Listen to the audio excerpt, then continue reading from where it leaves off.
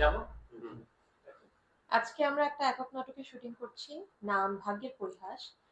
রচনা করেছেন রুবেল এবং পরিচালনায় এস.এম. রানা। কেমন আসলে অনুভূতি লাগছে আজকে নাটকের যে অনুভূতি বা এই কি বেসিক্যালি নাটকটা? নাটকটা আমাদের গতানুগতিক দৈনন্দিন জীবনেরই গল্প। অনেক পরিবারেই থাকে, দেখা যায় যে আমি একটা বিধবার ক্যারেক্টার প্লে করছি, আমার বাবার বাড়িতে আছি। কিন্তু নারীদের যে এই সমাজে আসলে নিজস্ব কোনো ঠিকানা নেই, সেটাই তুলে ধরা হয়েছে এই গল্পে। আসলে বিধবার চরিত্রে কেন? আমি সবসময় নারীকেন্দ্রিক গল্পগুলোতে কাজ করতে পছন্দ করি।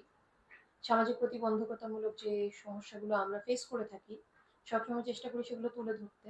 সমাজে যে সমস্ত অনিয়ম অবিচারগুলো হয়ে থাকে, মানুষ হিসেবে নারীদের যে অধিকারটুকু আছে সেটা যাতে দর্শকদের কাছে পৌঁছে দিতে পারি, সেই অনুভূতিগুলো। কারণ একজন বিধবার মনের ভেতরে কি চলে আমি জানি না, কারণ আমি কখনো সেটা সামনে থেকে দেখিনি।